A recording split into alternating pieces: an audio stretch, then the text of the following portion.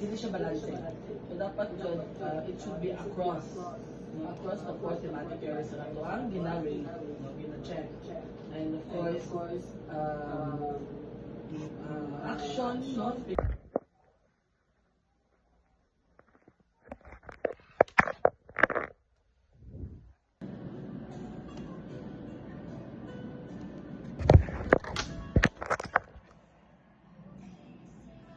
Ang pag-mitigate sa impact sa future disasters. TikTok or whatever na ato ang gamit.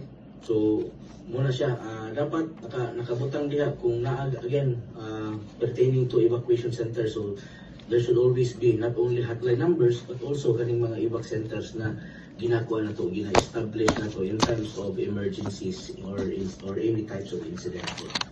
So posted siya. So if wala mo